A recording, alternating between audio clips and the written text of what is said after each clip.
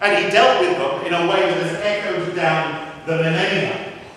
So do you know what I did?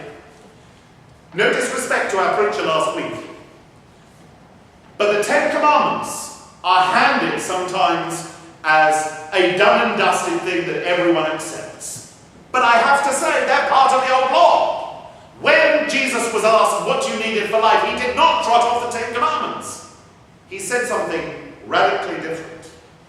There are 3 versions of the Ten Commandments in the Old Testament. Not all of them the same ones we understand. The ones which are etched into stone outside certain courthouses are an amalgam of translations of the Ten Commandments which the church decided upon. And different denominations have different translations of that. For example, if we go back to look at the version found in Exodus 34, 11 to 27, we find things which no one today could ever adhere to. No one would want to. That you shall tear down the altars, break the pillars, and cut down the sacred poles of the people in the land I am giving you. Even in the other commandments, they make it quite clear that I visit my vengeance upon your children and your children's children if you do not do what I say. This is not the God that we recognize in the 21st century. It just isn't. This is the God of vengeance and spite. This is the God of regulations and ownership. This is a God of ownership of flesh and blood. This is a slave-keeping God. What do we do? Where do we start again? How do we start again? Well, we may look at the Ten Commandments, and we may think about them, and we may pray about them, and we may spend months looking at them, and we may come to the same conclusions. But we must understand that we're probably not going to be coming to the same conclusions for the reasons they were initially written down there. For example, the injunction against adultery. Well, of course, a woman can commit adultery. A man can commit adultery against a woman. He could indirectly by stealing somebody else's wife, but it was only one way. You were taking the property of another man. That's why it was wrong. They had no qualms about having sex with people outside of their marriage. Most of them had dozens of wives anyway. The problem was you were stealing somebody else's property. We may come to a real reason why we don't want to do this and why we think it's inappropriate. But it's not going to be the same reason that it was written down there. It's not going to be the same reason. So we don't get a free ride on anything. We don't get a free ride where we can just rest upon somebody else's conclusions about right and wrong and what being a follower of God is or what being a follower of Jesus is. Each and every one of us has to work it out in our own lives. And we are adults, ladies and gentlemen. Not going to play games with you anymore. We are adults. A lot of people play face the pastor, whereby they tell pastor a certain story, but they know in their own lives it's all very different. Now, any system of ethics, which frankly applies to virtually nobody, is a bankrupt system of ethics. Any system of ethics which is an inappropriate or worthless map, which is not helping people to navigate through their lives, is not working. So, for example, when the magisterium of the Catholic Church back in the 1930s said that you were going to go to hell if you practice birth control, the vast majority of Catholic couples said, oh, this is ridiculous. Some tried it and it nearly split up their marriages. I've had testimony from committed Catholic married couples that the nearest thing they came to divorce was piffling about with a rhythm method for month.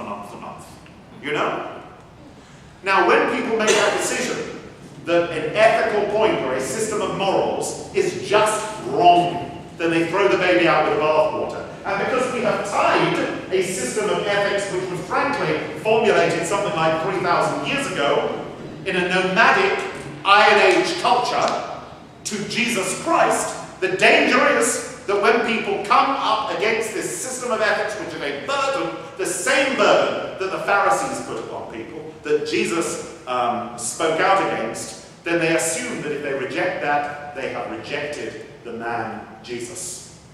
They haven't. The two things are, thankfully, separate.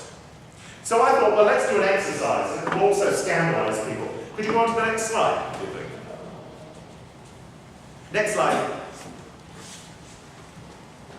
Let's write 10 exhortations. If I say that the 10 Commandments can't be just taken as is, and we've got to actually think about this as Christians, we've got to think about this as followers of Jesus, and also as LGBT people and their friends, whose lives and life experience actually matter, whose lives and life experience actually has wisdom in it. That we don't just ignore what has happened to us in our lives. We don't ignore the path that we've taken, but we use it, and we use it as a basis for wisdom, in addition to our understanding of Jesus Christ. Well, I thought, well, let me do this as an individual. This is something that probably everyone's got to do. Because frankly, there is no one size fits all when it comes to ethics. It just isn't. We're all wildly different. You know? How would I best describe this? We're seeds, okay? We're seeds. We are called to grow, and we are called to change. But we are not called to become other than God made us. So if we're a tomato seed, we're going to change remarkably. It's going to go from a little round pip to being a small plant, and then a larger plant, and then it's going to produce tomatoes, or even tomatoes. But it's not suddenly going to turn into an eggplant, you know? We as an individual must be the shape that God made us, but we still grow and develop fruit. When somebody comes along and demands that we become a different sort of plant, not only is it impossible, but we are likely to twist ourselves into such awful shapes that we become deformed and corrupted. So you have to work out that you are probably a gay male shape. You're a gay male white shape. You're a gay male white shape from southern Louisiana. You can't be anything else, no matter how hard you try. But within those rails that God has built for us, we can move forward and grow and develop. But we will never cease to be other than what we were made. Amen. And if we try to be, we'll make ourselves miserable. And you know, morality is not, contrary to what you might have believed, all about making as many people miserable and wretched as they can possibly be. It isn't. It's about calling you to growth. So I thought, well, if I was going to write this, how would it be? The 10 exhortations. Let's call it that. Because an exhortation is when you are urging somebody to take something on board. Alright? And I also call it Jesus morality because, frankly, I am fed up with being told that I am immoral if I don't practice parts of the holiness code of the Old Testament. Because Christianity has already dealt with that. Hearing pastors say, oh, well, the bits that are moral, the bits which you've got to adhere to, it's just not good enough because there's a whole bunch of moral things in there which are utterly immoral.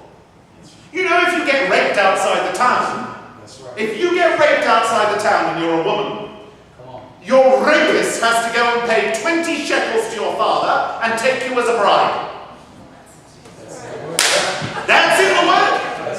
That is in the word, and that is a moral rule. You know? It's not good enough just to say, oh, well, I accept it, or I'm not going to challenge that, I'm a moral person. No.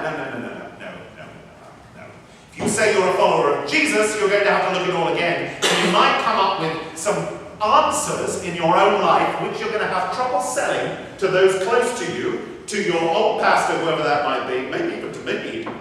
And you might also have trouble selling it to your family.